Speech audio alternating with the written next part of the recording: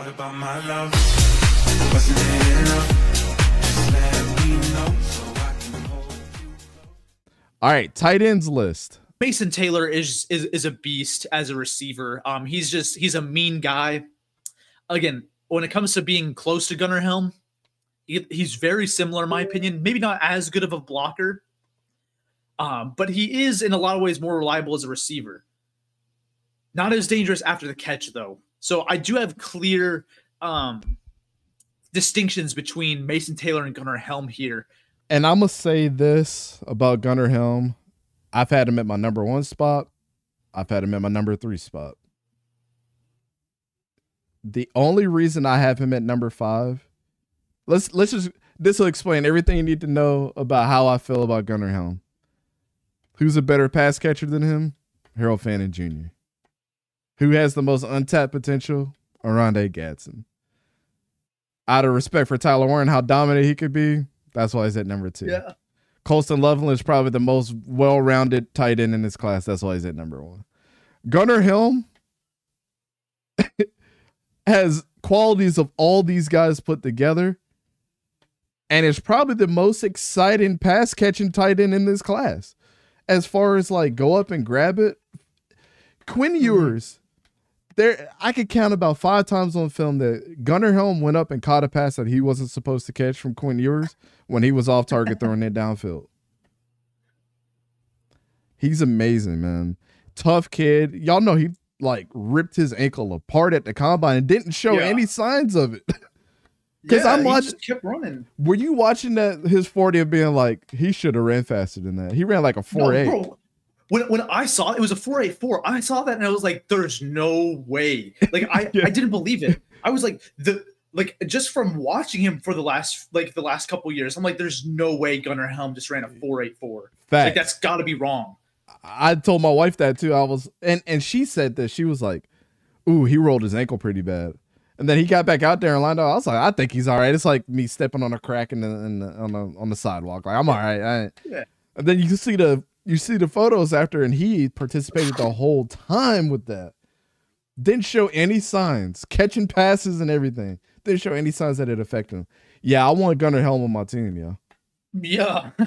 I'm just being straight up with you. Helm is still my number 2 guy here, right? I just couldn't overthink the Tyler Warren. Man, I love Gunnar Helm too, man. Dude, I do too. And I first, I think we've talked about this a couple times on the show, but look, the 40-yard dash that he ran, and all of those things, look it up and look up his ankle injury. Look at what it looks like, because he destroyed his ankle, having a misstep on his first run that he had to redo. So even though he's like destroyed his ankle, he said, "No, I'm still going to compete. I'm still going to represent.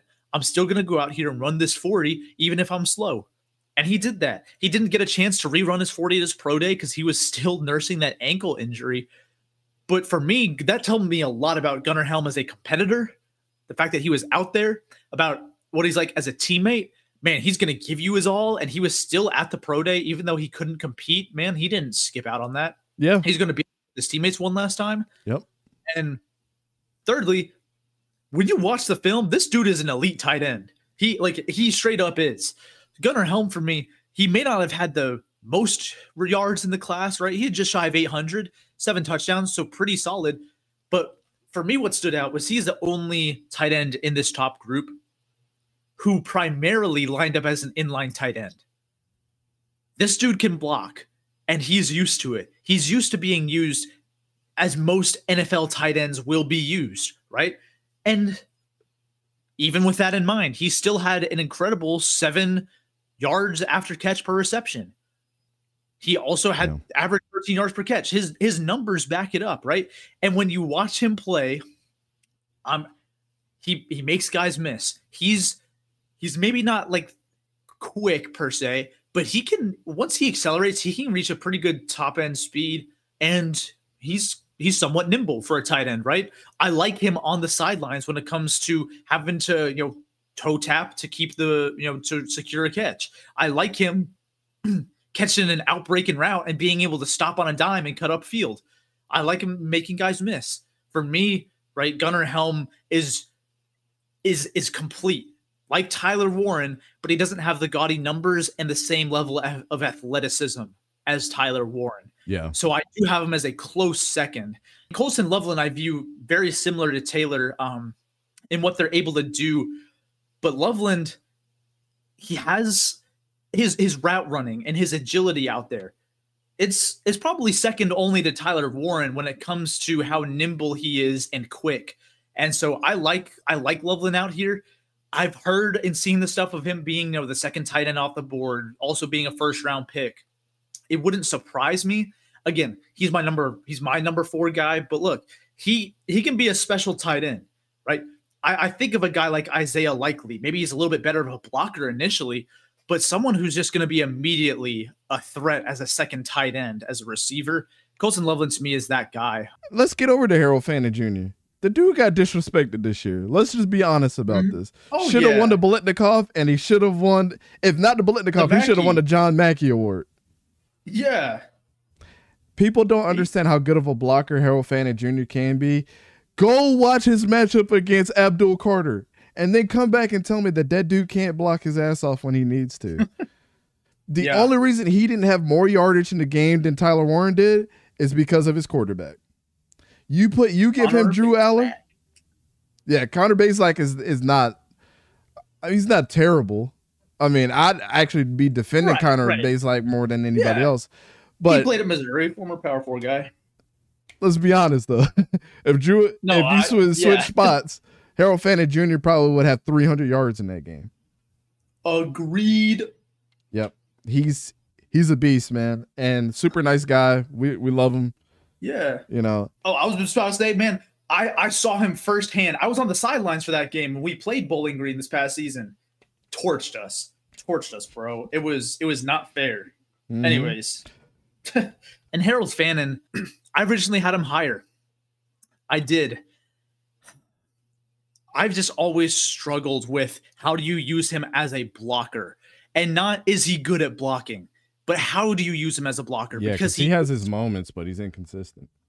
Right. And look, he's a solid blocker, but am I going to use him as an inline tight end on the goal line? Am I going to use him as an inline tight end on 4th and short, right? As to rely on him as a blocker when I need the biggest bodies out there and the best blockers out there who can move big dudes.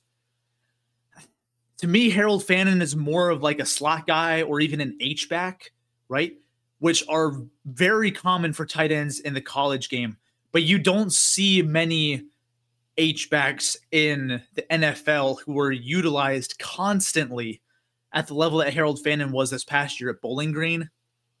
So I think he's more of a niche player whose production and his career trajectory is entirely dependent on who drafts him and their scheme. And I think coaches know that. But for me, right, he's talented as a pass catcher, great with the ball in his hands. But I think he's too scheme dependent, in my opinion, for me to rank him above guys like Mason Taylor and Colston Loveland, who I originally did have under Fannin when it came to my initial tight end rankings when I made these pre-Senior Bowl. Since then, I've kind of had to accept reality, and I do think that Fannin it's going to depend on where he gets drafted. Yeah, this one I enjoy doing, but it really did hurt me. I had Gunnar Helm as my top tight end for the longest time. And so I had to go back and I had to watch more Penn State. I had to go watch more Penn State film, frankly. And I think I do have to go with Tyler Warren. Yep. Yeah. Jamie Martinez for me. Yeah, he's just outside there as well. He's like 12. But for Tyler Warren, look, he's not number 1 because he lines up at center, he lines up at quarterback, he throws it, he runs it. I don't care. He should not be doing that in the NFL, frankly. No. I don't want him to. So and just because he's number 1 doesn't mean he's Brock Bowers from last year. So absolutely let's make that very clear. So for me, Tyler Warren, when I watch him, he moves very well with the ball in his hands. And in general, right, he can be a matchup nightmare for linebackers or safeties, and he's got, pretty reliable hands. So for me, right, in terms of what I look for in tight ends, he has elite production, right? And as a modern tight end, right, he does a lot of his work in the slot, but he did line up as an inline tight end a fair amount this past year and put up some incredible yards per route run numbers, right? So he's effective when he goes out there, and has a very good drop rate, only 2.8%. That's I'm looking at that's the second highest amongst the tight ends that I have listed on my spreadsheet, as well as the highest contested catch percentage. And when you watch the film, right, it checks out. He is an elite tight end. Again, I'm not gonna go as far as to say there's any Brock Bowers comparisons. I'm just not gonna do that. I think they're cut from a different cloth. But Warren also forced 19 missed tackles. That's very good for a tight end. For me, he's a top tight end in this class. It's tough. I wanted to stick with Gunnar Helm.